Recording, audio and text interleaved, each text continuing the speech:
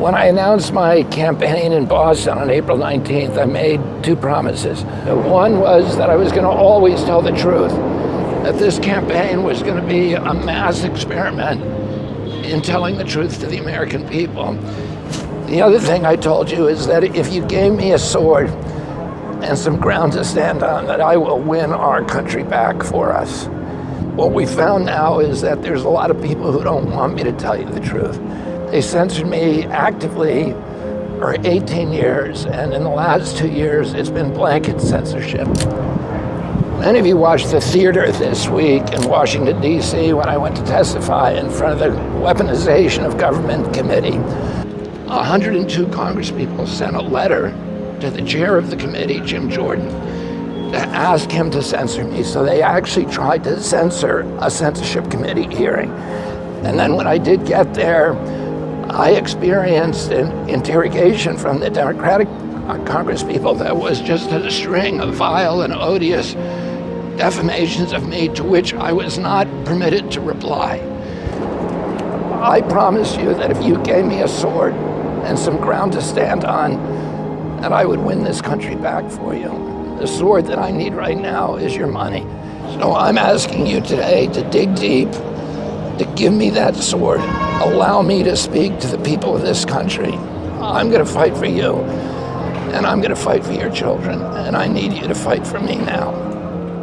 If you like this video and you want to help me become president of the United States, go to Kennedy24.com and donate now. Hunter Biden headed to a federal courthouse in Delaware today to finalize what many are calling a sweetheart deal. Now, as part of it, he will likely be able to avoid prison time and face probation and fines instead. A new Wall Street Journal op-ed says you would go to prison for what Hunter did. Quote, in reaching his plea deal, the Justice Department violated every norm in the tax enforcement book.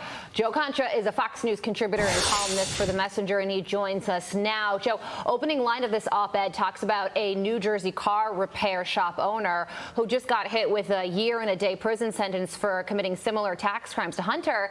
Except in Hunter's case, the statute of limitations for some years where he didn't pay his taxes were allowed to expire. And he also tried to write off sex club memberships as business expenses. So the Wall Street Journal is calling this out. As they should. You know, it shouldn't be the old saying, rules for thee, not for D's, as in Democrats, or not for Hunter. And we see it obviously with the legal proceedings that went on with him recently, where he buys a gun and lies on that form, which is something that he should have been charged with far more seriously than he is being charged with. Now, the good news is, if you are in pursuit of truth and justice, is that we have a GOP-led House. The investigations continue. The media can try to ignore it. But when Devin Archer comes forward on Monday, as he's expected to, and testify before Congress, this is something that, if we're to believe what he's going to say is true, it could be major problems, not just for Hunter Biden, but for Joe Biden, who we now have whistleblower testimony saying profited to the tune of millions of dollars as far as Hunter's overseas business dealings that were, to be very generous, shady, Todd. Yeah, I want to be very clear. We are saying expected to approve this plea deal. However, the judge has every right to not accept this plea deal. That's what we'll be watching for today at 10. We'll talk about it more tomorrow. Meantime, a big RFK Jr. town hall with Sean Hannity last night. They went into so many issues. Of course, Kennedy's running against Joe Biden. Joe Biden's currently in the White House making decisions, many of which RFK Jr. does not agree with. Listen. The decisions that are coming out of the White House are bad decisions. Right. And, you know, the Democratic Party does not censor people, in my experience. We're not the party of war. We're not the party of the neocons dictating foreign policy. We're the party of the middle class, and we're the party of working people. And that's not where the party is anymore. Joe, that answer is fascinating because, one, he points out the truth that the Democratic Party is not the party of the working people anymore. But two, can you think of any other Democrat who disagrees with what Joe Biden is doing publicly? All good questions. Look, Todd, RFK Jr. is a challenger to Joe Biden for the Democratic nomination. He says things that don't conform to the party line on war specifically and on vaccines. And you could agree or disagree with this perspective, but more speech, not less speech. Censorship is not the answer. And that's what Democrats and many in the media want, for Kennedy to shut up and go away. He's not going away. And Joe Biden, just like Donald Trump, should be on a debate stage defending his record, talking about what he wants to do from 2024 to 2028 as far as where this country is going. Instead, the DNC has already said, nope, there's not going to be a debate. We're not going to have Joe Biden go out there and debate an RFK Jr. who's polling as high as 20% because we say so. And that's not the country that we live in, or it shouldn't be the country that we live in as far as that's concerned. When I was Carly. watching the town hall, Joe, I was just thinking it must be so weird for him to be a member of the most famous Democrat political family in the country, running on a Democratic ticket for president, and to be getting uproarious applause from a Hannity town hall audience. And it is because on these key issues that he talks a lot about, whether it's COVID concerns or censorship or fairness within these bureaucratic establishments in Washington, D.C., he interestingly aligns with Republicans. We got 20 seconds left. I'll give the rest of the time of the show to you. Oh, well, thank you very much for that, Carly. I really appreciate that. It's been a great summer so far. I'll be off to San Diego next week for my daughter's soccer tournament because 9-year-olds have to travel 3,000 miles to play teams they could compete against, apparently. So that's the latest with me. Now I'll go back to you because Fox and Friends First starts just about now. And RFK Jr. will be addressing girls soccer coming up. Yes, Fox and Friends Fox and Friends starts now. See you, Joe. Bobby at a congressional hearing that was about censorship. How ironic. She tried to censor him. We're going to let him speak. Whether I don't agree with Bobby on the vaccines. I'm quintuple vaxxed. I don't agree with Bobby on Ukraine. I am. And by the way, if I pop off in the middle of the speech, then you guys will know I shouldn't have had them. And if I make it to the end, who knows? But we don't have to agree because that's the whole point. We don't have to hate each other for no reason. The Talmud says that's the reason that God destroyed the temple. People who hated each other for no reason. And America is going there, and we're going to stop it. We're going to have a civil dialogue tonight. But I want to finish that Debbie Wasserman Schultz savaged Bobby Kennedy, said he's an anti-Semite, and she did not reveal that she voted for the Iran deal in 2015 to give these people who want to murder my nation, her people, $150 billion. You know what? You want to know how much money that is? For those of you who say Israel gets $3 billion a year, most America gives in any one foreign aid, it would take Israel half a century to get what that deal gave Iran in unfrozen assets. She also voted to keep Ilhan Omar on the House Foreign Relations, which leads me to this final point. My friends, is it possible that the outrage we heard against Bobby Kennedy had some kind of other agenda? Is it possible that there was an agenda that here is someone who is speaking out in favor of Israel as a Democratic aspirant to the presidency with more passion than anyone since John F. Kennedy and Robert Francis Kennedy? The Democratic Party was always traditionally the most pro-Israel party. Harry Truman recognized the state of Israel within 11 minutes after it was founded. Then we went through 8 years of the Eisenhower administration, which was basically hostile to Israel, including forcing Israel out of the Sinai in 1956. It was John F. Kennedy who changed that. It was Robert Kennedy who raised it to excellence. Lyndon Johnson was also a very pro-Israel president. Now we see Ilhan Omar, Rashida Tlaib. And by the way, I'm not criticizing the Democratic Party. There are Republicans who, like Marjorie Taylor Greene, who say the most disgusting things about Jews, and they should be called up by the Republican Party. We see Republican candidates who blow dog whistles to white supremacists. Utterly unacceptable. Anti-Semitism fighting it has to be a bipartisan issue. I've gone on way too long in this introduction, only because I want to make one point. Bobby, you and I agree on many things, and we disagree on many things. But the slander that you are an anti-Semite is something that I take personal offense to, which is why I stood up against it, because it is a disgusting, dirty lie. And I thank you for your friendship to my people. We need that friendship. We are a beleaguered nation right now, not understanding why this oldest of ancient hatreds has risen its heads with such ferocity, and we need outspoken, courageous voices like you to fight it. And thank you for being here tonight. Gabe?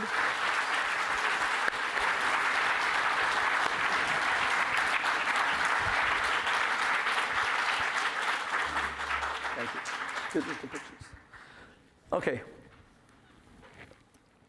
Bobby, what was the last week and a half like for you? Well, it had its ups and downs.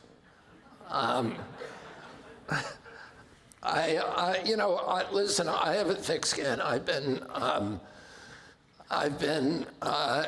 involved in controversial issues for most of my career, and usually stuff, even vitriol and poison, does not affect me very much. Or it really doesn't affect me at all. My wife actually complains about that. But the charge of anti-Semitism is one that cuts me. And it hurts me, it hurts Cheryl, it hurts our family. And so that was painful. But I also, when I was sitting in front of the committee and seeing the people who were making that charge against me, my attitude toward them was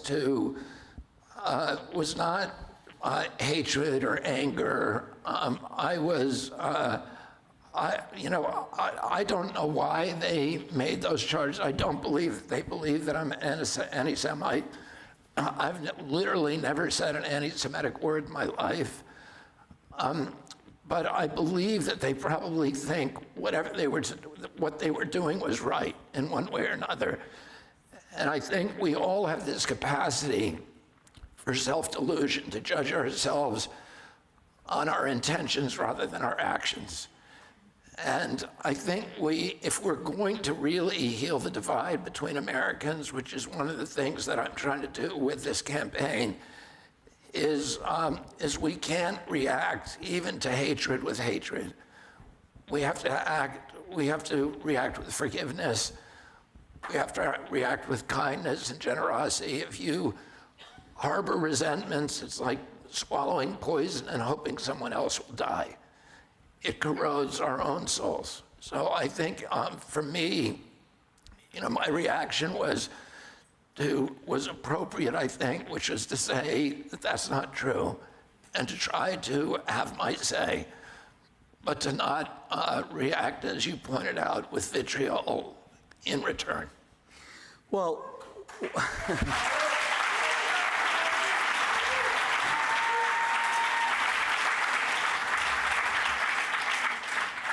but help me understand.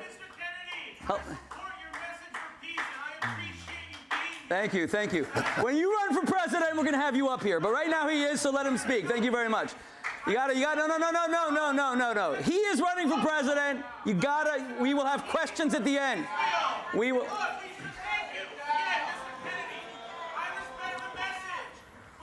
We're going to have questions at the end, and if you're quiet now, I'll choose you first, okay? If you're silent now, I'll give you the first question. If you're not,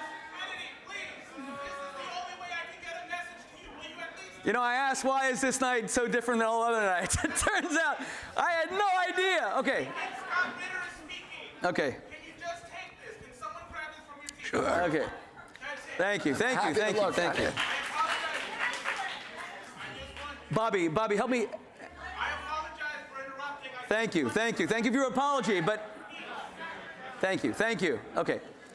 Bobby, help me understand, please help me understand why. Why does the charge of anti-Semitism cut so deep? You've been called so many things since you launched your candidacy, even before that. COVID-19 is a very charged issue. The vaccines are a charged issue. The mandates are a charged issue. You were called all kinds of names. But you're saying that this charge of anti-Semitism cuts even deeper. Why?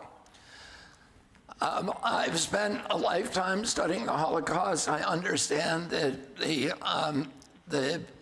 unprecedented injury, murder of 6 million Jews during World War II, and then the years and years of the centuries of pogroms that preceded those in Germany, in Spain, in Poland and Romania, and across the land. And I also have many friends who are, I have friends who are Holocaust survivors. I have friends who are children and grandchildren of Holocaust survivors. And I understand the pain of anti-Semitism to those people. And I do not want to contribute to that pain. And I don't want people who have suffered in that way and whose lives have been touched by suffering to suspect that I, in some way, approve or endorse their suffering. And that's why it hurts me. You have a lot of Jewish friends. How did they react to the past few days? Larry David's a good friend. He's your shadchan. He's your matchmaker to Cheryl Hines, your wife. By the way, you were supposed to give him money. Did you give him, like, the Jewish, in the Jewish community, if someone introduces you to your wife, you have to give him a matchmaking fee? I did not. I've neglected that duty, but I will. Well, I hope he's watching. He should come and claim it with interest. Well, Larry wrote me a note saying, you're the last person in the world that should ever be called an anti-Semite, but if you ever use the word Jew, you're dead. So that was his reaction. But you know, there's nobody who knows me who believes I'm an anti-Semite, so I got a lot of support from my friends. And, you know, I got support from all over the world, from people who've known me all my life, and within the Jewish community. You know, I'm very, very happy with the support I got. And I don't feel, like I said, I don't feel personally damaged by it. I just feel like I do not want to be the person who adds pain to the lives of other people who have suffered or are associated with that kind of suffering. Bobby, I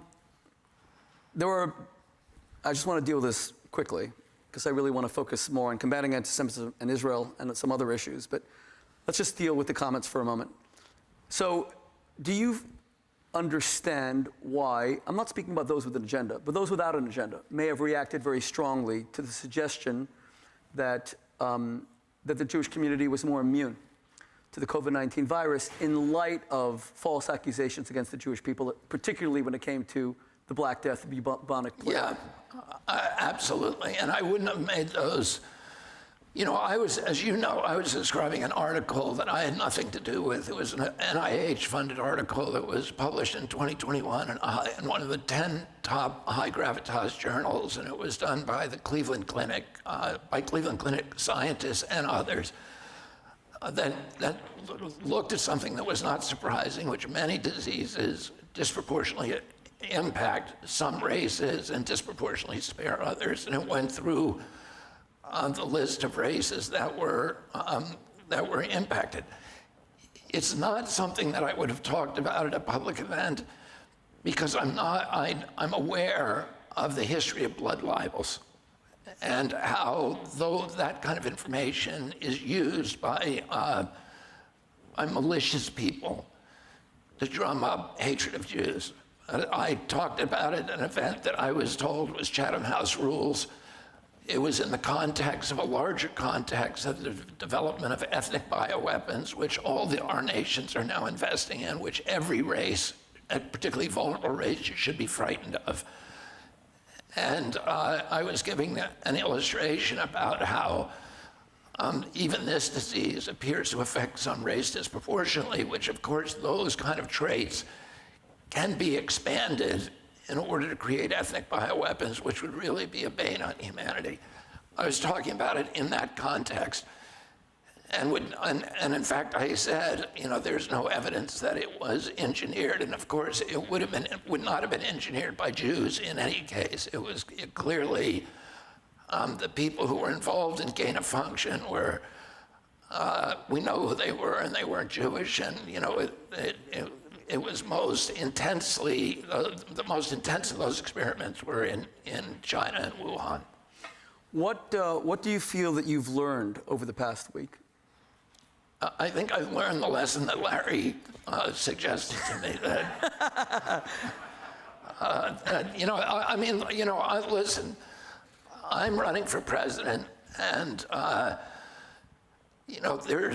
have a large infrastructure invested interests who want to damage my candidacy and want to silence me with the government to censor me. I was the first one censored by the Biden administration, and Judge Doty's decision details that chronology that President Biden took the oath of office on January 21st, 2021, and the White House gave its first order to Twitter to censor me 37 hours later. Now, it was not just a Democratic Party enterprise. I was censored also by the Trump administration.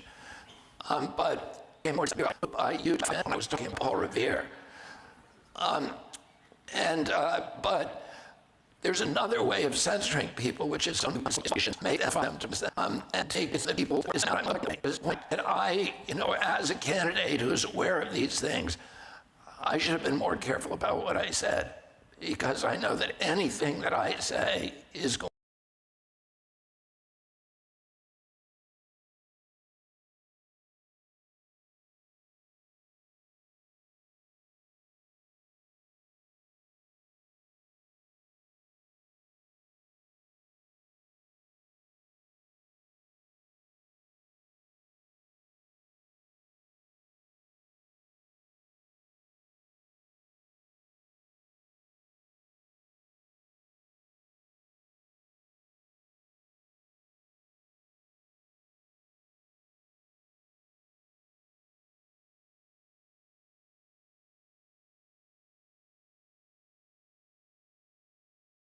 going to be used, it's going to be distorted, and it's going to be weaponized against me.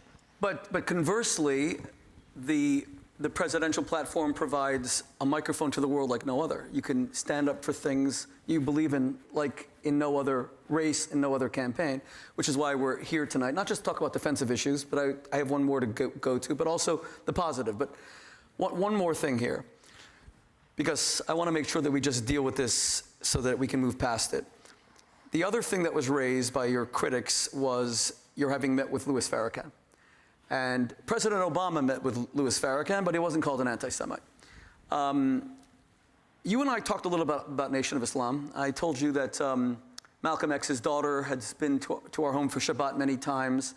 Malcolm X had a fascinating growth period as a human being, ending his life assassinated February 1965, but as a great man who was really beginning to see the huge vistas of the human condition. But he himself turned against the Nation of Islam because he felt that it had an anti-Jewish, an anti-white message. That doesn't mean the Nation of Islam is entirely negative. That the dignity they try to give African-American men and women in general, men in particular, is extremely positive. It's the anti-Semitic element, particularly by Louis Farrakhan, which is so deeply offensive. He calls Jews. What do you feel toward him now, and particularly in light of how anti-Semitism is now growing so virulently? Well, let me give you the context for that. I wrote a book, and I think it was in 2015. It was very dangerous, 1,000 times. It was in the brains of who took those and called out in all numbers that had been removed were being sent to poor communities. They weren't being sent to the suburbs.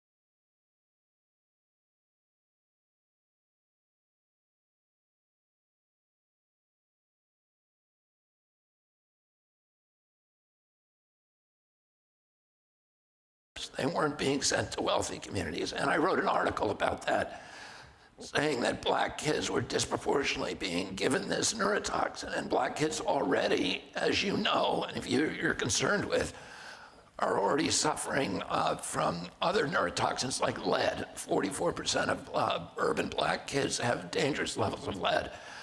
To add a neurotoxin, another neurotoxin to that is not a good idea. I had written an article about that, and I was contacted because of that article by leaders of the Nation of Islam. And they asked me if I'd be willing to come to Chicago to their headquarters to talk to their doctors and their medical staff and their leadership about this issue. And I said, yes, I would. And and Minister Farrakhan was at that meeting. So I think that if I were asked, and as a result of that, they adopted policies to inform people about this danger. So if I was asked, and this is almost a Talmudic discussion at this point, do you meet with a person who has absolutely been reprehensible on an issue like that if you can save one child? And, you know, that is the calculation that I had to make, that maybe I was saving a lot of children. And so I made a decision. It was a difficult decision. I wanted to say this because you know this about me, Rabbi, that I don't cancel people, even like reprehensible people. I met with Sirhan, who was involved in one way or another in my father's death. I went to prison and met him. I've been to Havana and met with Fidel Castro. I've met with, you know, with many, many people with whom I disagree on many issues. And I think at some point, even people, you know, first of all, I think everybody ultimately is redeemable, and that we need to talk to each other. If we're going to heal divisions between us, you can't do that by marginalizing your enemy.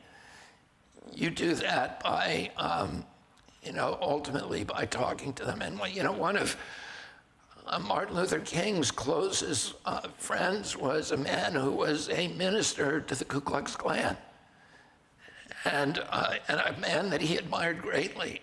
And so I think that there's something, you know, it's a difficult moral decision, because are you validating somebody by appearing with them?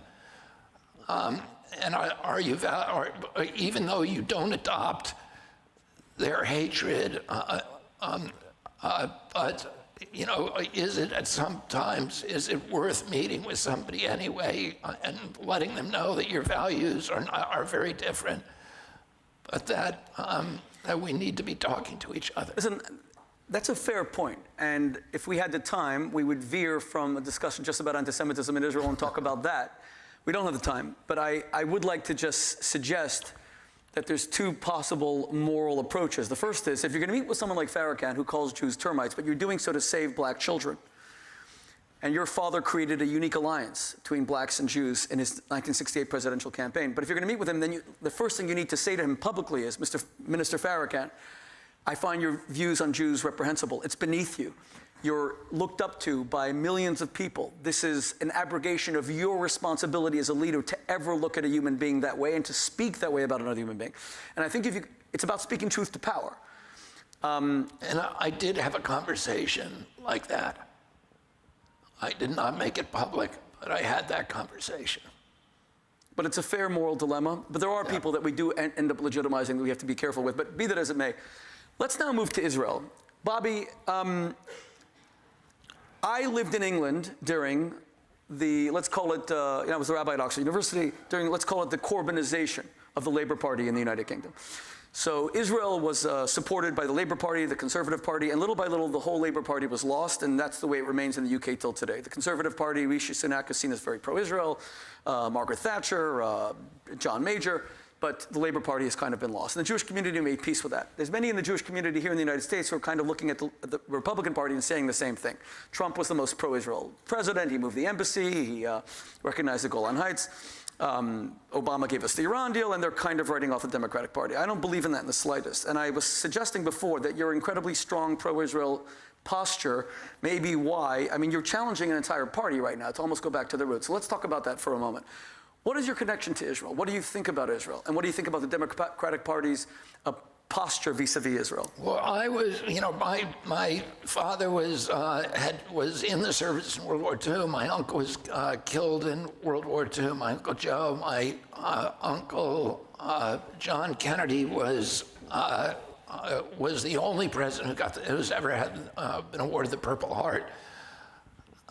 His boat was his PT boat was cut in two, and he was presumed dead for 10 days before he was found on an island in the Solomon Island chain. He and his crew, who he had rescued.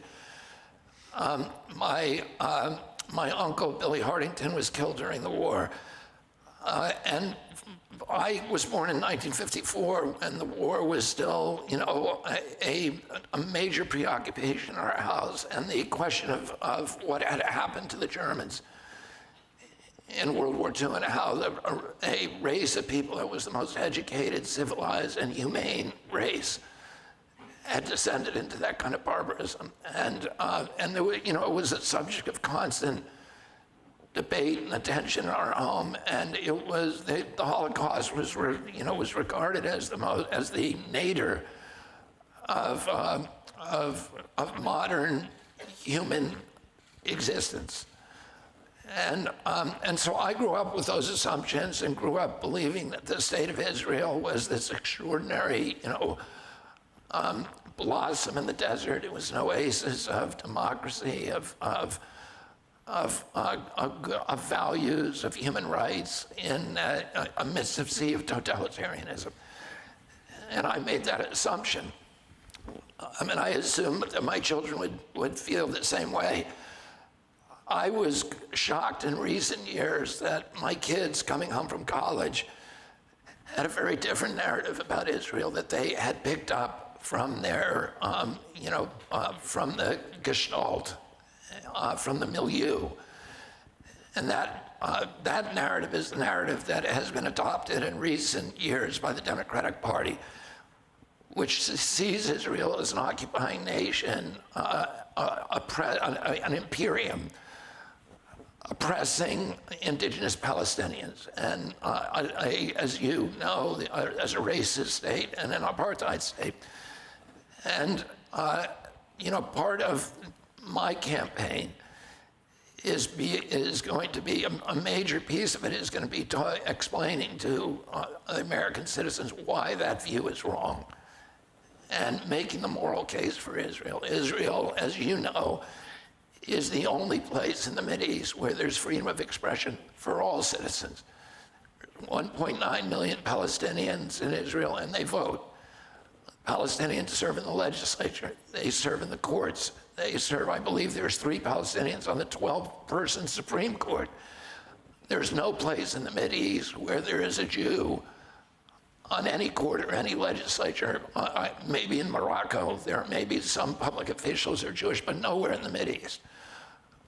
It's the only place where women have rights. As you know, this week, people in Iran are being jailed. Women are being jailed for wearing habibs or not wearing habibs.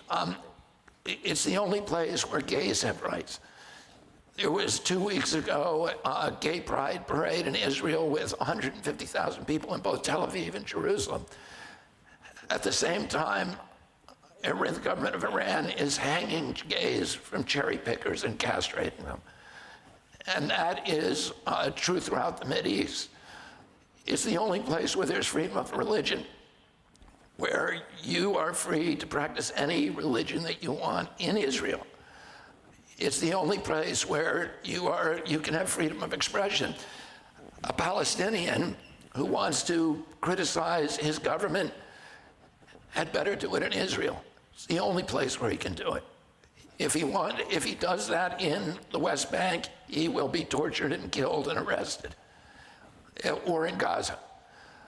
And the Israeli Supreme Court, and I've been a critic of the current reforms or the modifications of the Supreme Court in Israel. I can criticize Israel without being an anti-Semite. I want to talk about that in a minute. But Israel's Supreme Court judiciary is the most humane judiciary in the world. As somebody who's a litigator and a constitutional scholar and who taught law for 35 years, there is no country in the world with a court like a judiciary like Israel. This is the only country that have actually dealt with the ticking time bomb issue.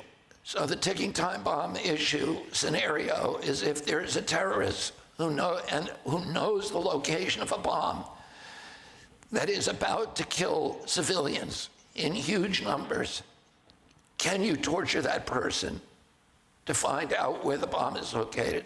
In Israel, the law is clear. You cannot. You cannot.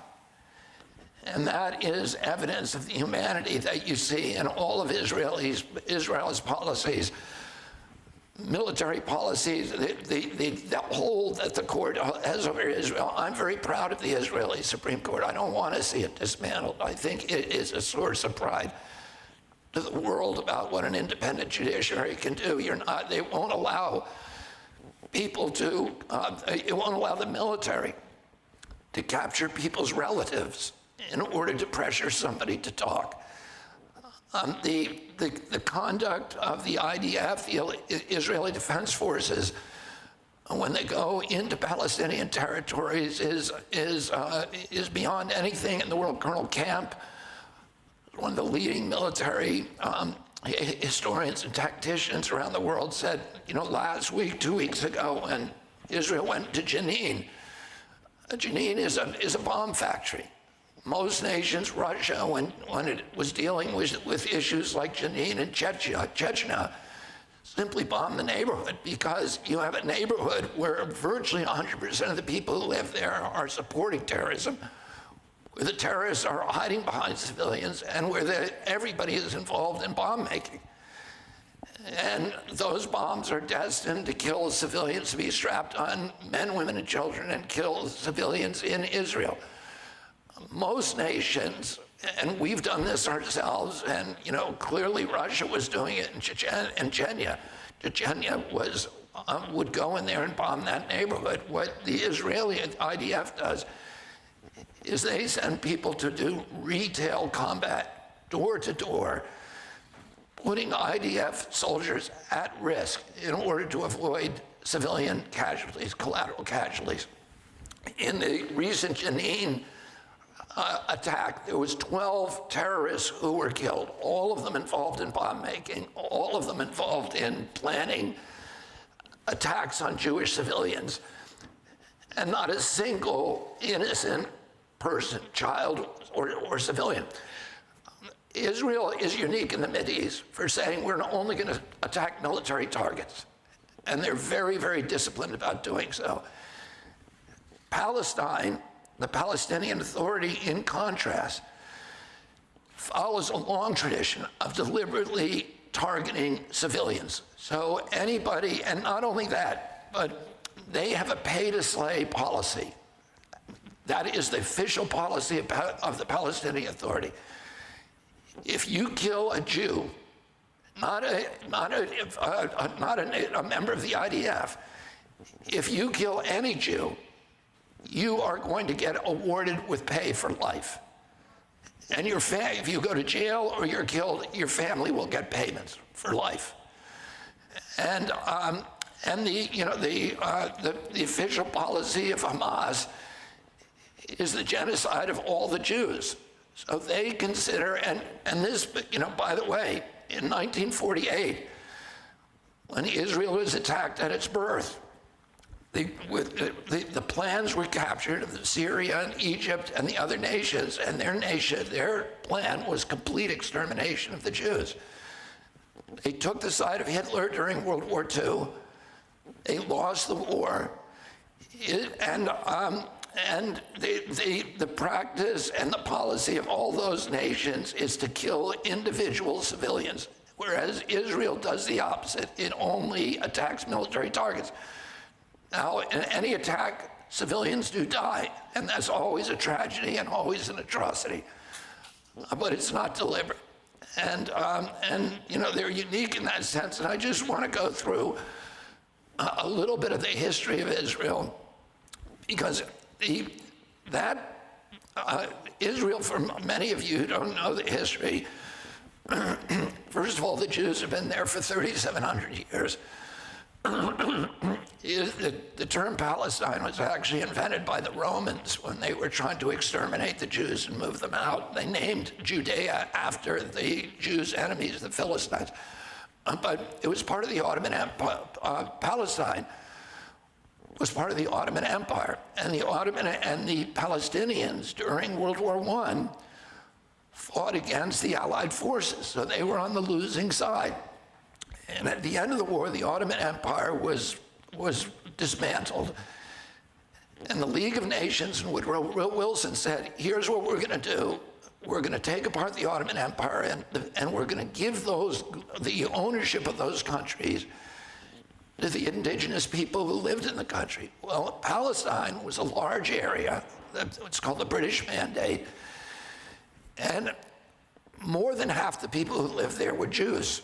I think it was about 600,000. I think there were about 500,000 Palestinians. I could be wrong about those numbers, and they're probably disputed. Despite that fact, so there were two groups that were due to get land. And 4/5 of the land, because of bigotry against the Jews, 4/5 of that land was given to the Palestinians. It's now called Jordan. And 1/5, a tiny little sliver of traditional land, was given to the Jews. And then there was a series of wars. In 48, Israel became a state. All the nations around it attacked it, and some of them took chunks away. The Gaza Strip was taken. The Judea and Samaria, the West Banks, were taken by Jordan. And the Temple Mount was also taken by Jordan. And Israel lived without those for many years. And then those countries all attacked Israel again with an unprovoked attack in 1967.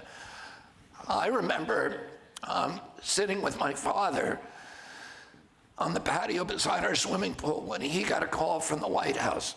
And somebody on that phone told him that Syria and Egypt had just attacked Israel, and Jordan would soon join it. Israel said to Jordan, please don't attack us, and we won't touch your land, we won't attack you. Jordan attacked anyway. And as a result of that, I remember I said to my father, how can Israel survive? Because the land owned by the Arabs is 600 times the land owned by Israel. It's a tiny, tiny little sliver, 20 miles across. I said, how can they survive with all these giant nations attacking them? And he said to me, the Israelis are tough, which was the highest accolade that he could give anybody. So I understood his admiration for them. The Israelis won that war by a miracle, and they took back the Temple Mount, which was theirs, was their part of the mandate. They took the West Bank, and they took the Gaza Strip, and they gave the Golan Heights. And then the UN resolution and the Israel government said, we will give those lands all back to the countries from which they took, even though we won them fairly in a war, even though they are part of our historical lands, we will trade land for peace. If you promise that you won't attack us anymore, we will give you back that land. And Egypt agreed and got the Golan Heights back. And Syria. Sinai and Syria agreed and got the Golan Heights. But Jordan wouldn't agree. So, Egypt got Sinai and right. And again and again, the Israelis have negotiated with the Palestinians at Camp David, and again and again, the Israelis have offered to make giant concessions and give back all the land if there would be peace. And every time the Palestinians refused, Prince Bandar, who was at Camp David, and who was from Saudi Arabia, the Prince of Saudi Arabia, who was the referee at Camp David, said it was 100% the fault of Yasser Arafat. They would not take the most generous concessions. And that brings us to where we are today, which is that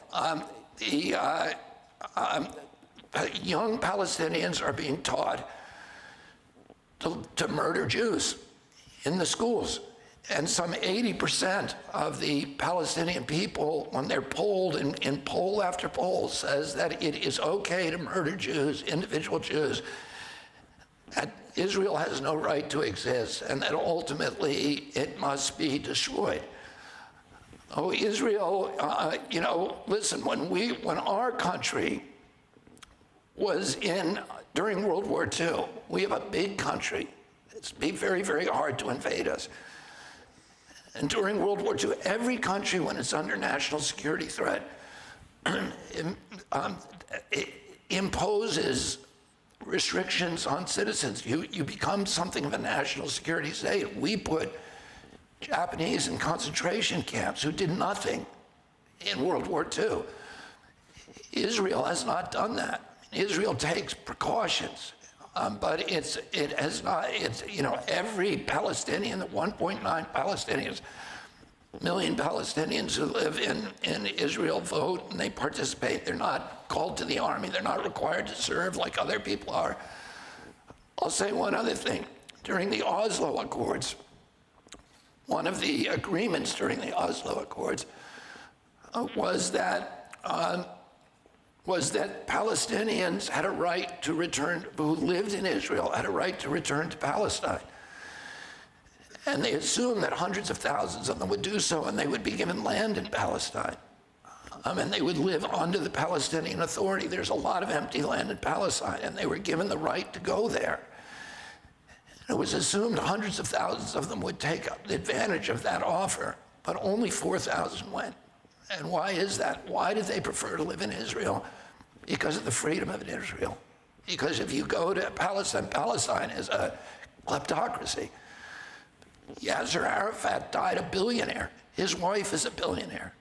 The people who run Hamas have $700 million. And we give $800 million a year to the Palestinian Authority. They use some of that money to pay people to kill Jews, civilians. So, and these are issues you may dispute with me, but you need to think about them. And these are the issues that I talk to my kids about and that I want to talk to the Democratic Party about. Because the current narrative about Israel is not an accurate narrative. It's a narrative that is, that ultimate, and listen, if you want it, everybody can criticize Israel. That's not anti-Semitic, but if you criticize Israel and you are applying a different standard to Israel than to the countries around it, if you take the United Nations, passed last year something like, 50 or 60 resolutions against Israel, more than all of the other countries in the world combined. And yet, there are many, many countries that have really reprehensible human rights records, and they never get reprimanded by the UN. Oh, if you're holding Israel alone to this standard, and you don't hold nations to that standard that are much, much worse than Israel, and you have to wonder whether that is not anti-Semitism.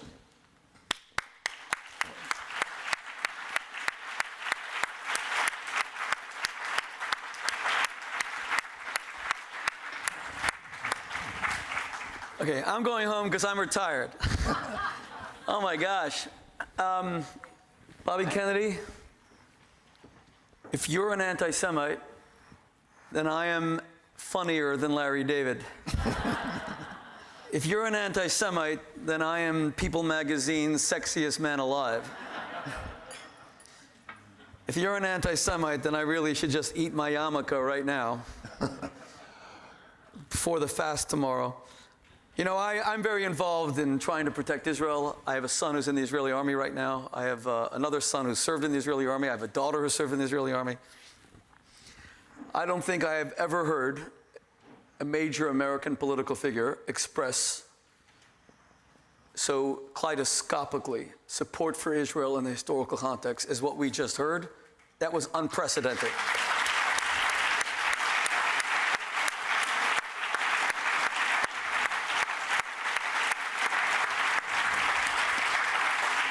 I want you all to know that was really unexpected, and it causes me to issue a challenge. I really hope that Congresswoman Wasserman Schultz gets a recording of that, a clip of it, because I want to challenge her to either match it, repeat it, endorse it, or to publicly apologize. I'm asking her to apologize from the United States House of Representatives.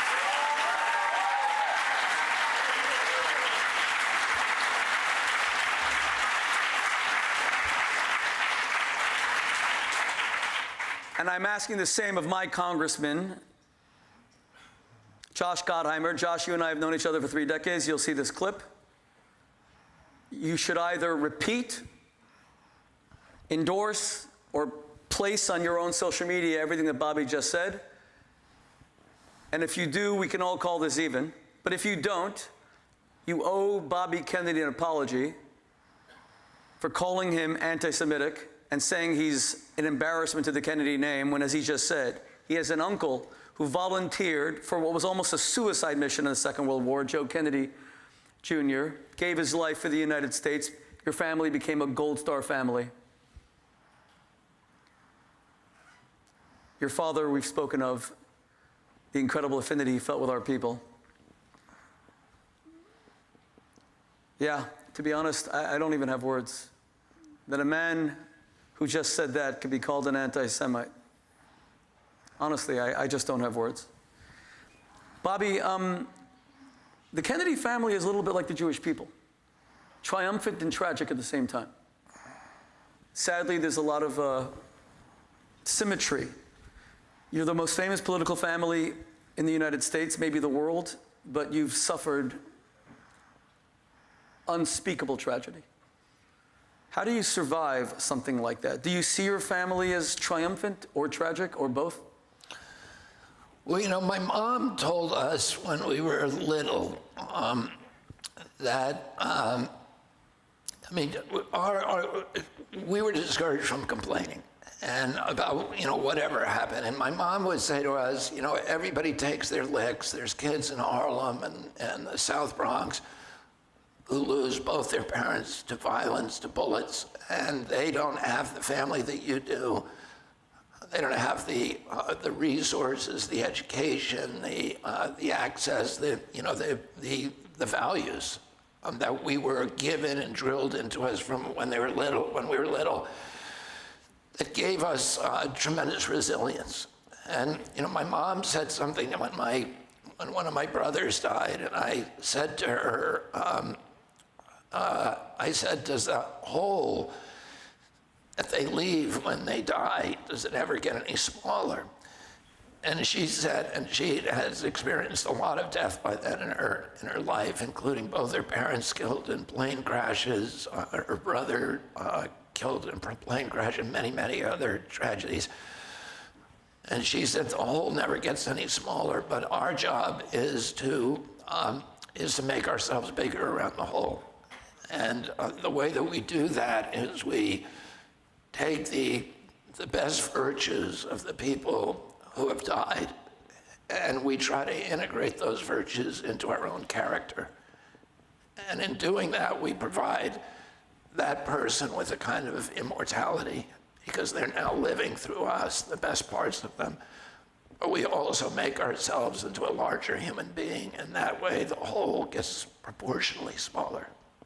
And you know, I think of that a lot of times. You know, I lost 2 of my nieces during the pandemic, And, as you know, I lost my wife, who took her own life, and two of my brothers, my cousin John, who is my closest friend, and his wife. And in coping with those tragic circumstances in my life, I've been able to utilize that piece of wisdom that my mother gave me, and take those tragedies and try to help other people through, try to lighten the burden of the other people who are enduring them. To know what to say, to console them, and to try to make something good in my own character come out of each of these tragedies. You said earlier that you're not going to strike back at your critics, that you're running a different kind of campaign, that you're not going to engage in the gutter. And I've seen you almost, is it Jesus-like, to turn the other cheek? I've seen you hit and struck this whole week. I've seen family members come against you. And by the way, I'm sure Bobby would not say this, but to the extent, I don't know Jack Schlossberg, Bobby's second cousin, but to the extent that he felt the need to kind of go low. It's one thing, we can all respectfully disagree with things politically, but when you start using the word embarrassment and when you try to play a game of one-upmanship of who's more of a Kennedy in a family, that doesn't appeal to me personally, especially when you don't reveal that, okay, you support President Biden. President Biden is a good man, but he did make your mother the ambassador to Australia, and she deserves it. Caroline Kennedy is an incredible woman, but it does create a conflict of interest. You have an obligation to tell that to the public and put your criticism in context. So I'll say those kinds of things because I'm not a member of your family, and I try to heal families. I don't like to see this kind of conflict. You never, he's a counterpuncher. He always says that, he counterpunches. If you say Trump's hair is orange, he will, decapitate you on Twitter. If you say that he has a hair out of place, and people are scared of him. But you're saying you're taking a totally different approach. That's very, and then people say you're the Trump of the Democratic Party. It's kind of the opposite. You've decided not to strike back. Can someone like you survive a presidential contest? Well, I'm not scared of a fight. My whole life has been, I've chosen a life with litigation, which is a daily fist fight. Well, I do not shy away from a fight. It's just what I try to do is not become personal in the fight. Not to make it not to go after somebody personally, but I will, I think President Biden is wrong on a lot of issues. And so I spend my time talking about those issues rather than his personal problems. And for me, that's just a better way to live. But I get up every day ready to go to war. It's just the rules of war for me are to keep my own peace. To focus on the issues and not on personalities? Exactly. I'm going to ask you two more questions, then we're going to go to questions from the audience. Would you sign an Iran deal? Well, I can't say that I would not sign an Iran deal. If Iran needs to do two things in order to be integrated into the community of nations. One, it needs to give up plans to build a nuclear bomb. And and I said, do you think they need any kind of nuclear program? No, they don't. I mean, Iran is an energy superpower. It has one of the largest oil reserves in the world. It's completely energy independent. It's an energy exporter. There's no reason that it needs a nuclear power plant. Nuclear power plant is not economic. It's not good for the environment. It is, and the only reason they want it is to build a bomb. And I said this. I'm anti-war, but I said this during in 2002 when we were going to war with Iran. I said this war, or Iraq. I said this war is going to expose us as a paper tiger. It is a war that we shouldn't be going in. It's a preemptive war against somebody who never did anything to us. Saddam Hussein doesn't harbor terrorists. He had nothing to do with the World Trade Center attack. He doesn't have weapons of mass destruction. And we're going to expose ourselves and we're going to weaken our country the same way that we've weakened our country now with Ukraine. We're going to weaken America, and we should save our strength for something that's important. And that most important thing, military objective for us should be to prevent the launch of a nuclear arms race in the Mideast, which will be the end of humanity. Oh, you know, our policy should be that nobody now in the Mideast should have nuclear weapons because of the danger to all of us.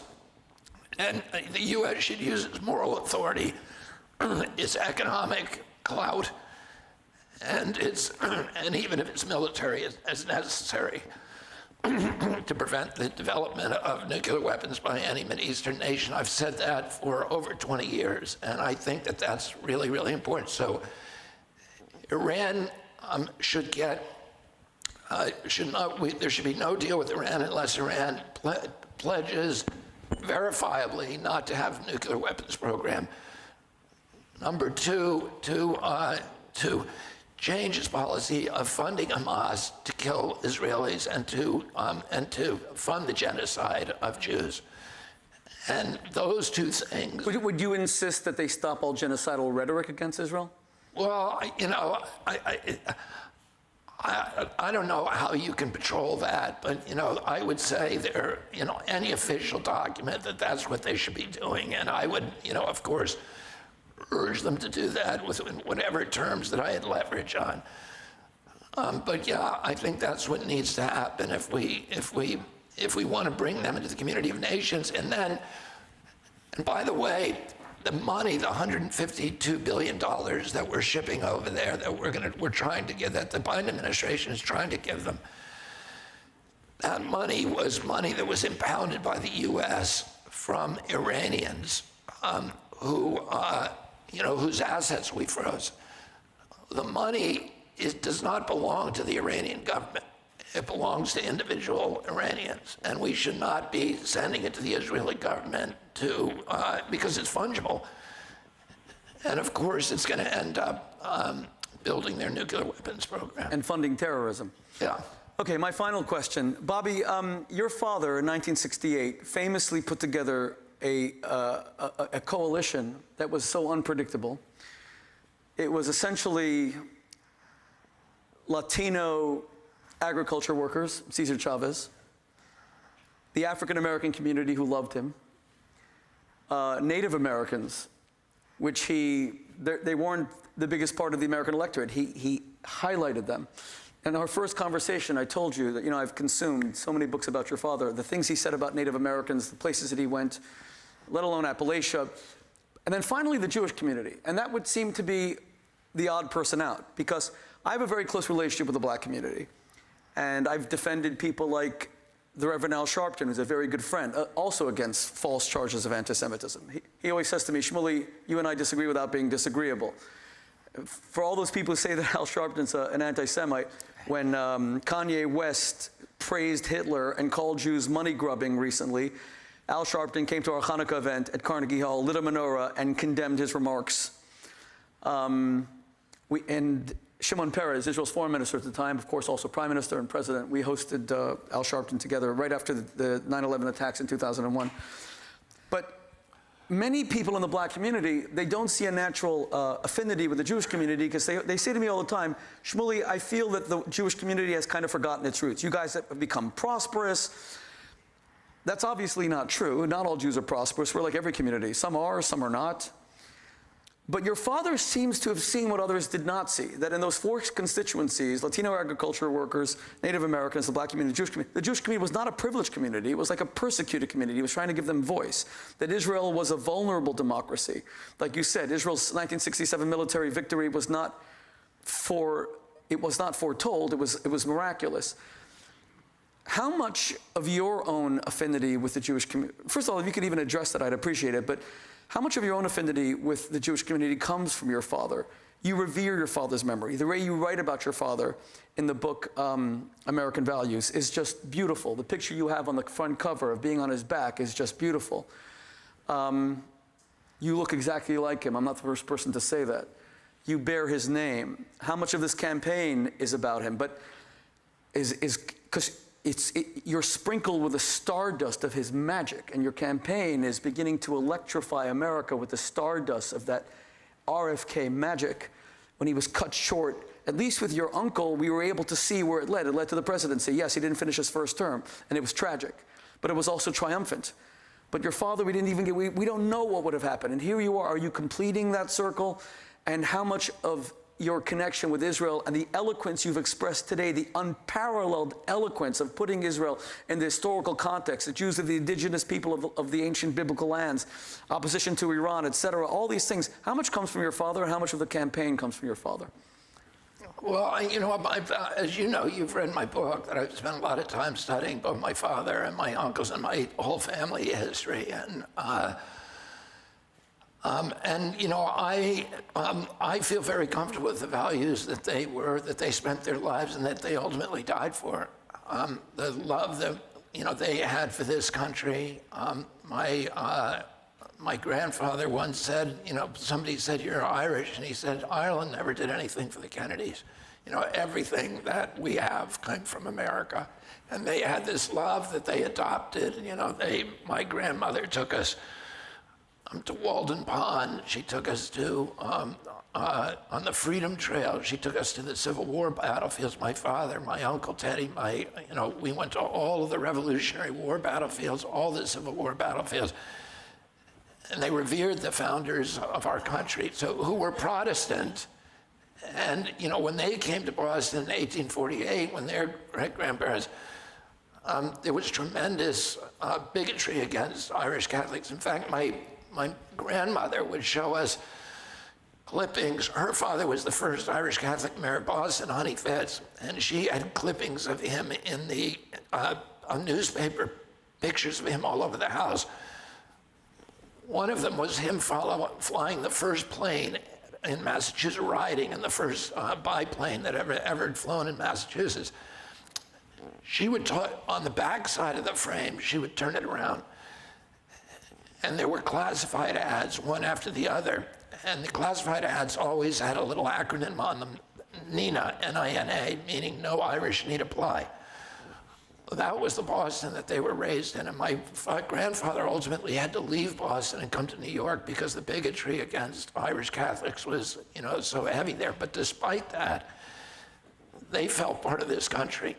Even though the power structure didn't like them, they felt an affinity for the values and a love for the values of this country, even more than the people who hated them. And my father was raised in that household. And he raised us the same way, with a love for our country. And, part of that was the love for this extraordinary, experience that Israel had. Israel, which was, which was this little nation where the people had been scattered in the diaspora, scattered all over the planet and beleaguered and butchered and murdered everywhere. And they were first, the Babylonians, the Byzantine Empire, the Romans threw them out, stripped the land from them, and they were constantly trying to get back to that land. And finally, after World War II, after suffering the loss of 6 million people, cooked in ovens, gassed to death, women and children in the most horrendous industrialization of murder in the history of mankind.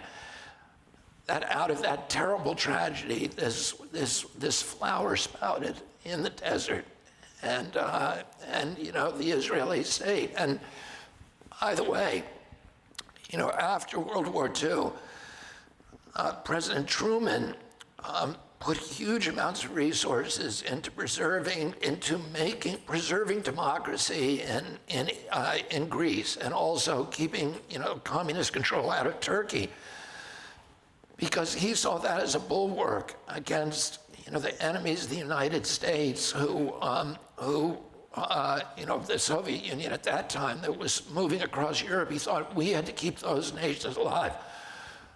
Well, today we give aid to Israel. We give, $3.5 billion. And people should understand that aid that we give to Israel was part of the deal from Camp David and the subsequent deals that we said the U.S. participation in those deals is we will give you that money in exchange for you giving up the land and signing on to this agreement and creating peace in the Mideast. And we share intelligence and military alliance with them. But there's so many of U.S. adversaries, including Russia and China, that are moving into that area right now. And the one most reliable ally that we have there, the outpost of the only democracy in the Mideast, is in Israel, and it's an important alliance. Meanwhile, we give $2.3 billion a year to Egypt, which tortures people, which is not a democracy. We give $1 billion to Jordan, which is not a democracy, and which tortures people and has no, functioning judiciary in the sense that Israel does. And we give $800 million to the Palestinian Authority, which uses that money literally to train children from birth to hate Jews and to kill them. And so the money that we send to Israel is money well spent. We're about to go to questions, and we're going to end at 10 o'clock, so it'll only give us 20 minutes, but we're going to do as many as we can. But I want to say one thing to you, Bobby, as we transition to the questions.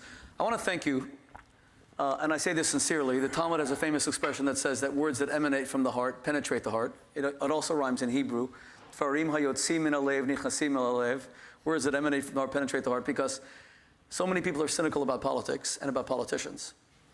And when you and I went to the Celebrate Israel parade and you were getting into your car, and given how your father died and your uncle, you have a lot of security, and my heart went out to you that you have to live like that at times. But I just saw your courage marching with us, marching with the Jewish people, and I put my arms on your shoulder and I said, do you believe in God? And you said to me, God is the center of my life. And then you said to me, and you said it with such conviction, then you said to me, Shmuley, I'm going to be a great champion for Israel. You know what, Bobby? You absolutely kept your word. You have restored my...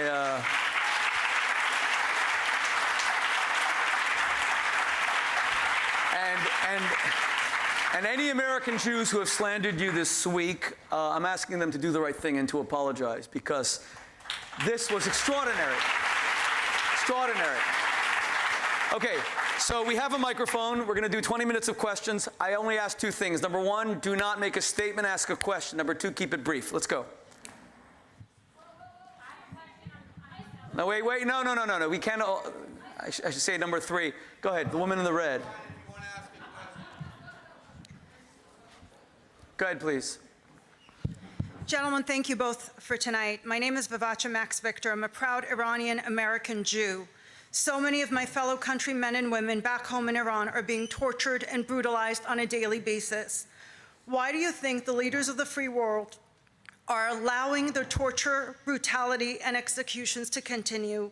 And what will you do to help the Iranian people? Thank you. Yeah, thank you for that very, very moving description. And that is exactly why we should not be sending money. I mean, we just sent $2.5 billion, or we're just committed to send $2.5 billion to Iran. We shouldn't do that until that. We should be boycotting them until those kind of crimes stop. And that's what I'll do as president. Thank you. I just want to add one thing. My father was born in Iran, in the city of Esfahan, which is a UNESCO World Heritage Site. It is the ancient imperial capital of Iran. I am Iranian American.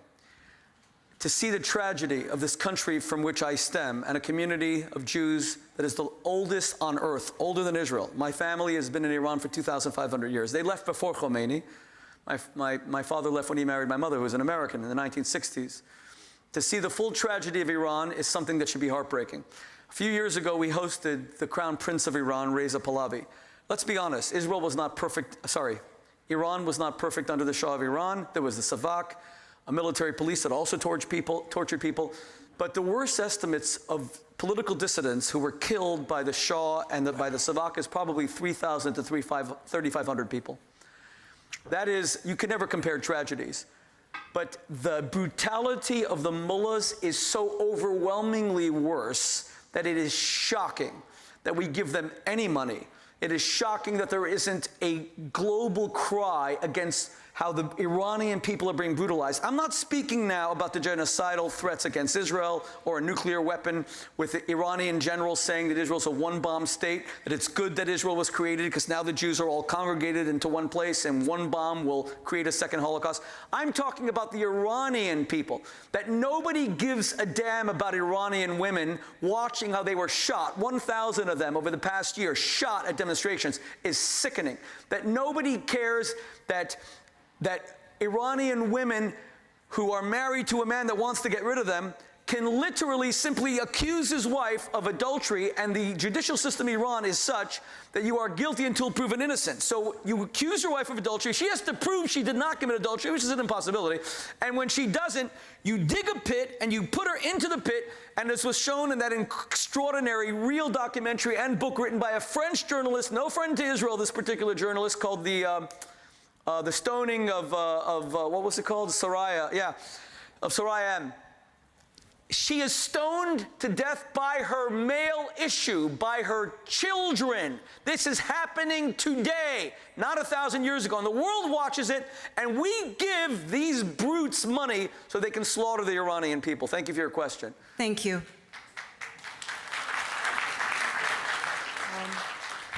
Do you support legislation that would prohibit forcing people to take vaccines?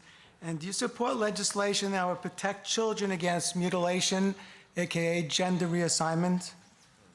I definitely don't think those things should be mandated, and I think gender reassignment I'm very, very distressed by, you know, it's a very, very distressing into when we need to really understand what we're doing to our children, and certainly nobody should be doing that without parental permission. And you know, I don't think it's a good idea for children. Now, I do want to say this: we all need to respect people who have different gender identities, and they should never be shamed. And they should be never be treated differently or in ways that make them feel badly about themselves. We need to respect each other. We need to love each other. But I'm very, very disturbed by what's happening with very young children getting these, you know, some of these treatments that I don't think we understand. Thank you. Thank you.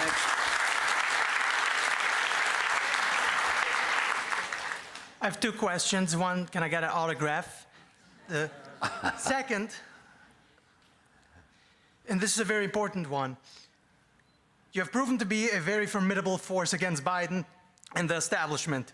You've gained a lot of popularity and probably will win a lot of delegates at the primaries, but delegates isn't enough. You also have to win superdelegates in order to win. My question to you is, since we know the Democratic primary process involves superdelegates, which is controlled by the party elites, who dislike your campaign as an outsider, what is your plan on getting the superdelegates on your side?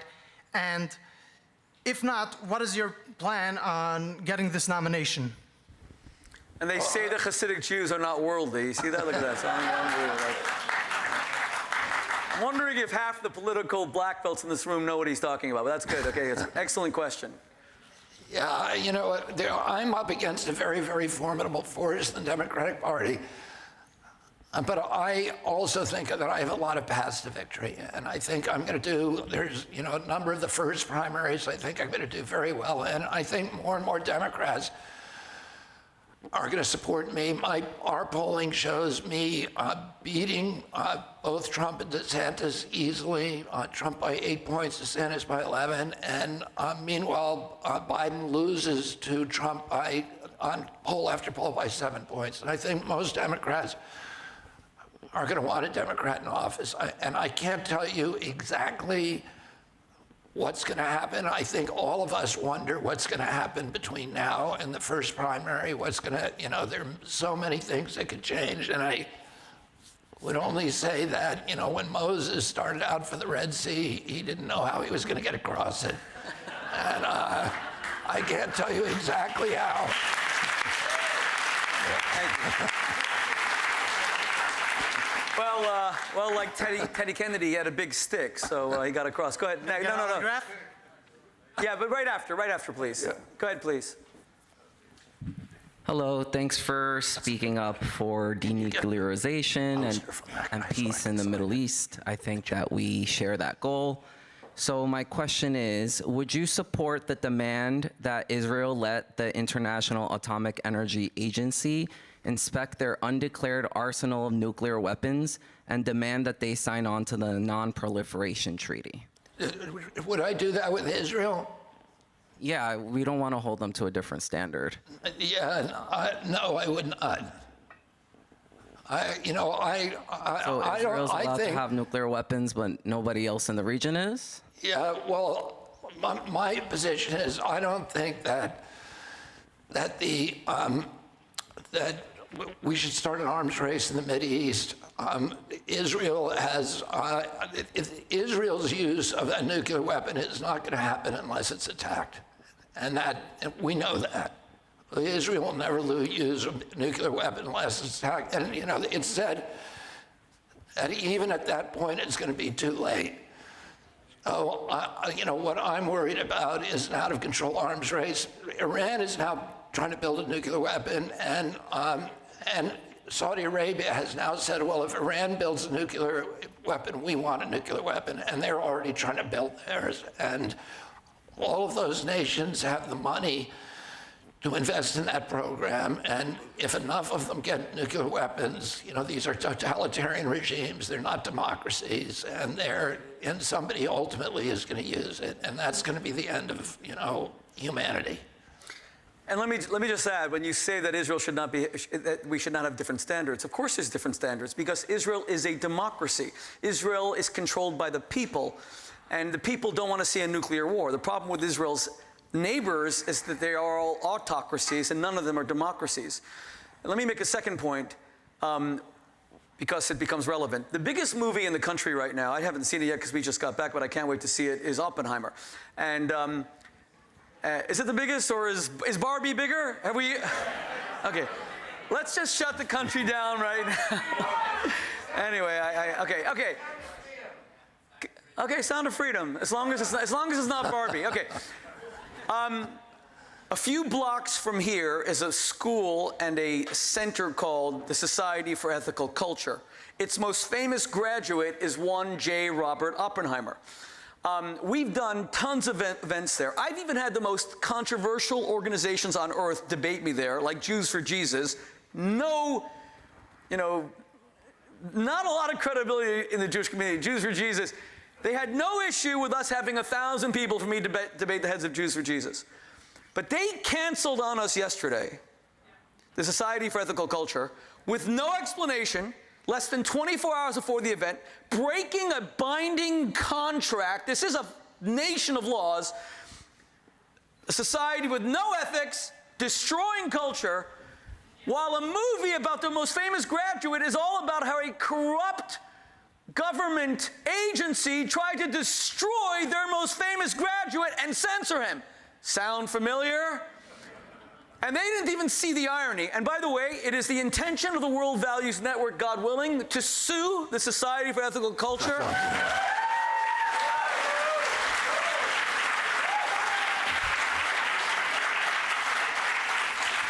For the serious damages inflicted upon us in their cancellation.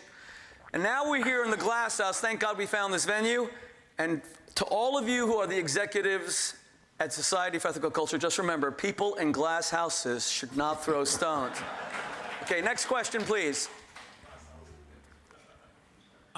As a fellow Cape Codder, I just want to, I think I'm uniquely qualified to express my admiration for your obvious integrity, intellectual integrity and moral integrity. Thank you. What part of the Cape are you from? Hyannis. Oh, great. We're down the street from the compound. During the COVID era, it gave me so much hope and made me feel so great when you spoke out for the ability to question the medical, it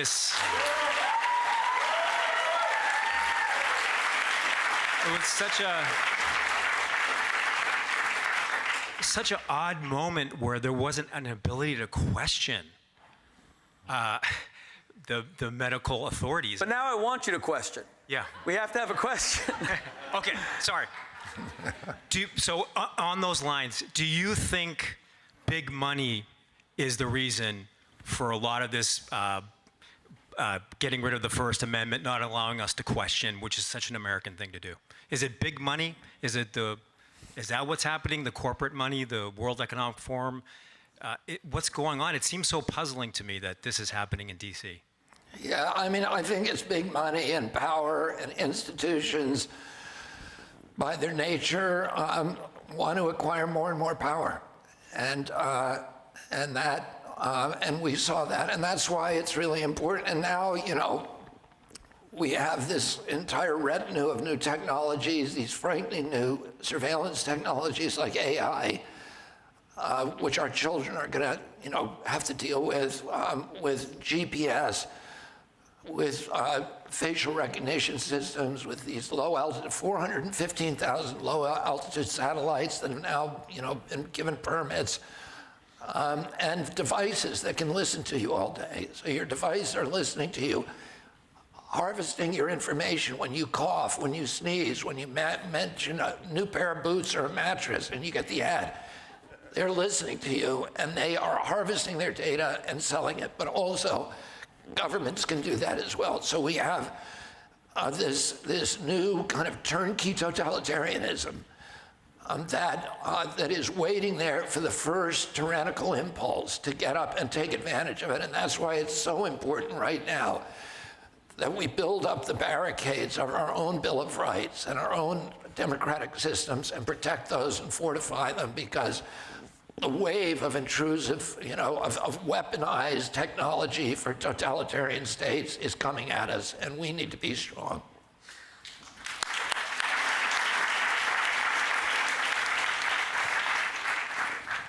The COVID-19 vaccines are beyond the particular discussion we're having tonight, but I should say, because I'm sure it'll come up, that the first time I met Bobby, I said to him, not only that I was quintuple vaxxed, as I said earlier, but I also told him that the World Values Network has a giant gala that we do every year at Carnegie Hall. And I want to acknowledge Gabe Bella's here, and where's Julie Bernstein, who helped, the main organizer of tonight. Thank you, Julie, wherever you are. God bless you. Came all the way from Miami to organize tonight. And Stephanie from the Kennedy team, Stephanie Spear, God bless you, Stephanie, and all the people who are Bobby's team. We're very devoted to him. But I told Bobby that we honored Albert Bourla, the CEO of Pfizer, for developing the vaccines. That's the first thing I said to him. And I said,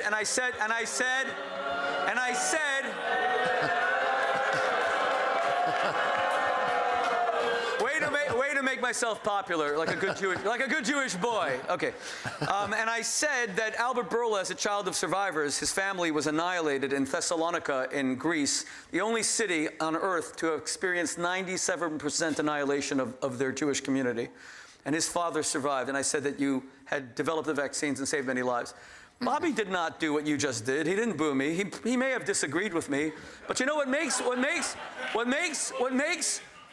his campaign unique, and I'm calling on President Trump and President Biden and DeSantis and Nikki, everybody, to emulate his lead.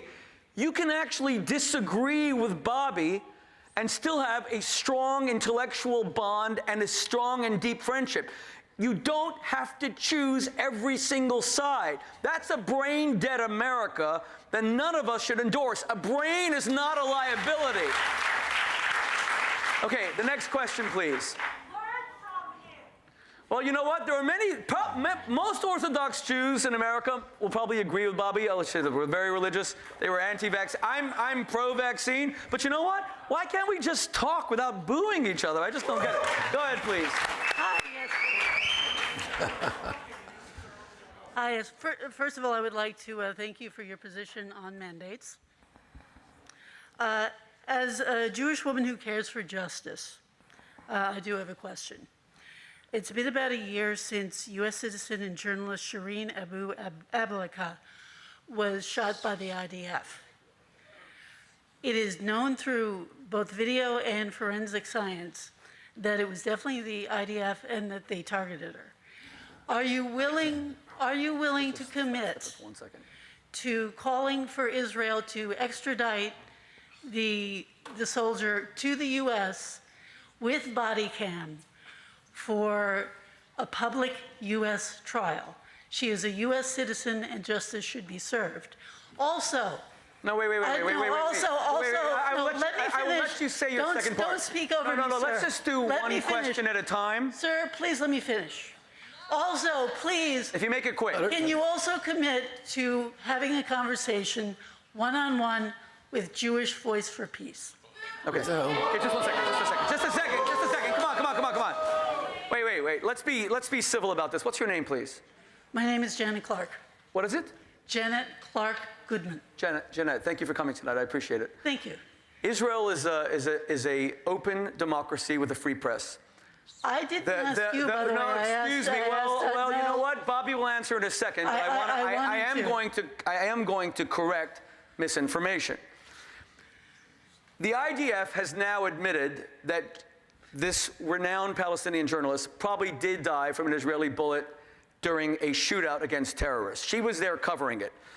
What you said that she was deliberately targeted is an absolute lie. Now, what is the source? She was definitely targeted. No. She had a helmet on.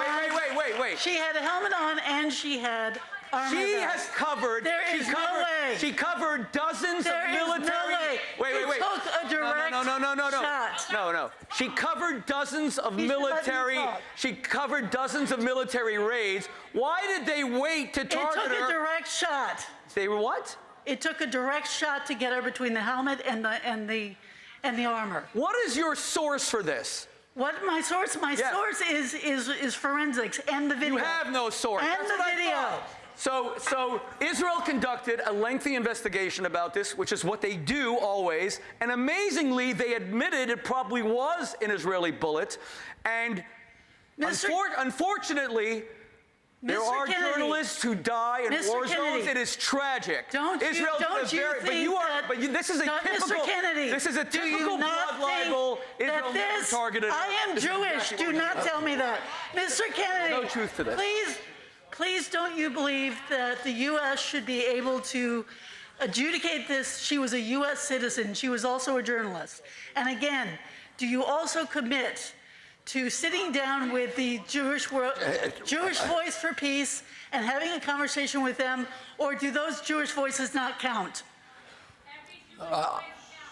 Yes, they do. Thank you. Okay, enough. Let him respond, then we're going to move on. Go ahead. I don't know enough about the case to make a judgment about, extradition, and I don't know if we even have an extradition treaty for that particular crime.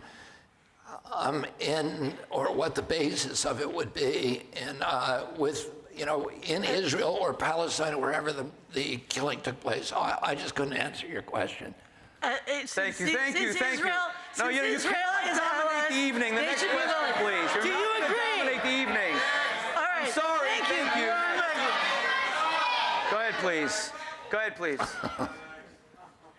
Hi. Go ahead, please. Yeah. Hello, Mr. Kennedy. My question is on the topic of nuclear war, which you've addressed very well in your commencement address, which I think was one of the most important speeches given by a candidate. I'm personally an organizer for an organization called the International Peace Coalition. We've been organizing peace organizations across the world to really unite against this threat of nuclear war, and we really have to bridge the gap, as you said, because it no longer matters what our ideologies may be, what our particular beliefs are. Humanity is on the brink of annihilation, and we need to unite on that matter, no matter what. But we need a question, please. I'm getting to it. Thank you. But because Kennedy, you talked about his American University speech, I think is probably one of the most important speeches. We need a peace that's not for the grave, but a peace where all our families, everyone can cherish. And I want you to talk about that, and I really want you to endorse what we're doing with this peace coalition. And Helga Zepp-LaRouche, she was the one who organized this. We need a question, please. She's calling for a durable security architecture among all the nations of the world. So I would like you to endorse that, and I'd like you to talk about the American University speech. Well, first of all, I love what you said. Thank you for everything that you said. Thank you. And thank you for advocating for that, because it's so critical right now. I mean, we're in a potentially existential battle with Russia. I mean, the U.S. is now is effectively at war with Russia. It's a nuclear power, and they have 1,000 more nuclear weapons than we do. And nobody seems to be caring about this. So, I love what you said. My uncle, in that speech, which I agree was one of the most important speeches in American history, he had negotiated secretly a nuclear test ban treaty with Khrushchev. My uncle and Khrushchev had developed this extraordinary friendship with each other where they could talk to each other on a hotline. Their State Department, their intelligence apparatus all wanted to go to war, but both of them had been to war. And Khrushchev had been at Stalingrad. The last thing he wanted was to go to war. And he recognized that he was a partner with my uncle. They wrote each other 26 secret letters. The first one was smuggled we had a Soviet spy who used to visit our house when I was a little boy. His name is Georgy Bolshakov, and and we loved him. The kid, me and my 10 brothers and sisters, he would play with us. He would do Cossack dancing.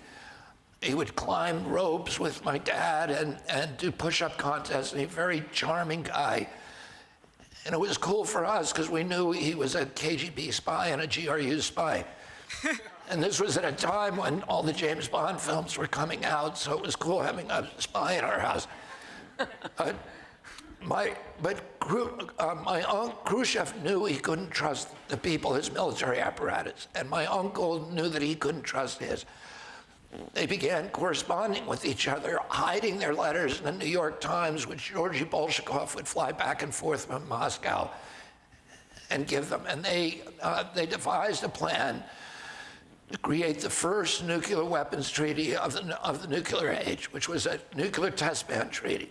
And when my uncle and they negotiated it secretly, they kept the State Department, the CIA out of it, and when they got the treaty, the U.S. sympathy for that treaty was 80-20 against it. And the military was in rebellion against my uncle. The Senate and House, even the Democrats were all against it. And that speech was the beginning of turning the tide. And what he said something extraordinary to the American people. Because we had all been raised with this idea that we had won the war.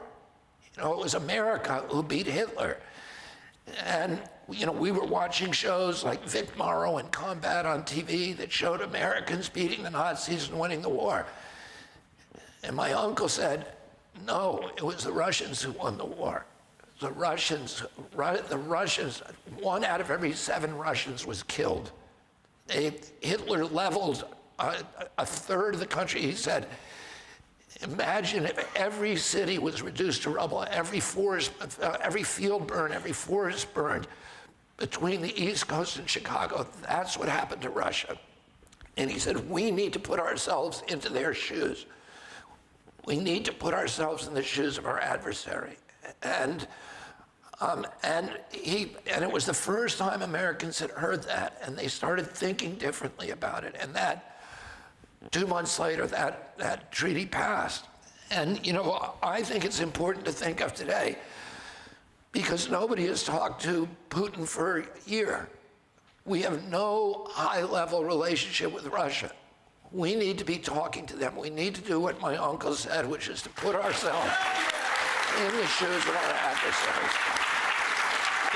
Very quick. I just want, very quick. Listen, we're well past 10. Wait, we're well past 10 o'clock, and Bobby. I will make it Bobby did a. You know, the funny thing is that while Bobby's speaking here live, he's also speaking on Fox News as we speak, because he did a town hall with Hannity. You've had a long day. Can we go to 10:15? 10 more minutes, or are we going to cut it? Stephanie. Okay, you know what? Just to show a little bit of rabbinic generosity, we're going to do 2 questions if they're very short, and that's it. But that's it. It's only 2. I'm sorry, everybody. Go ahead. It has to be a question, though. I'll make it very quick. Mr. Kennedy, thank you so much for being here. Earlier tonight, a heckler said that the Mossad was involved with the death of your father. Do you think in any way that the Mossad was involved in the death of your father? I don't think so. Good. Thank you. Okay. Hello, Mr. Kennedy. How you doing tonight? I just wanted to say thank you, like other people did, for your stances on the Ukraine war and on mask mandates and all your anti-establishment positions. But, sir, on the issue of Israel, you are in lockstep with both militaristic, duopoly, pro-war parties. Israel is an apartheid state. Israel is, we know. Let him speak. Let him speak. Israel. He has a right to speak, but it has to end with a question. I love my Jewish people, but they are killing Palestinians every single day. Let him speak. In Israel. Let him speak. The Israeli government is killing Palestinians, sir. Why are you in lockstep with the Democratic Party and the Republican Party in your unconditional support to Israel? Is it because you are afraid of them calling you anti-Semitic? The answer to your question is no. That's not why. All right, thank you.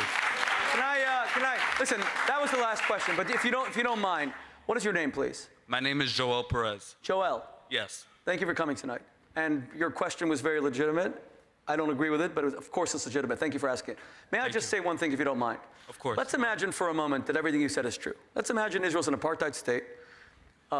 I've heard worse. I debated in the Oxford Union last year. And by the way, I want to get Bobby to the Oxford Union because his father spoke there in 1967, January 1967. I was told by Israelis debating me that Israel's a Nazi state. Israel's a Gestapo state. I've heard worse. So let's say it's all true. Let's say the worst about Israel is true. It's an apartheid, Nazi, racist, imperialist, expansionist, occupation state. Do you also care about the fact, and the estimates are that between all the wars and everything, that something like 63,000 Palestinians have died, civilians, militants, soldiers, someone at the UN said 420,000 the other day. She was forced to apologize. Even she was forced to apologize. Does it also bother you that 600,000 Arabs have been murdered by Bashar al-Assad in Israel's neighboring state, including through sarin, poison, mustard gas? Have you spoken out against that as well? I know that Palestinians are being killed I'm asking in Israel at a rate of 10 to 1. Does it only bother you if, let's say Israel's killing all these Palestinians purposely, they're shooting them. My issue is with the U.S. taxpayer does it only dollars bother going you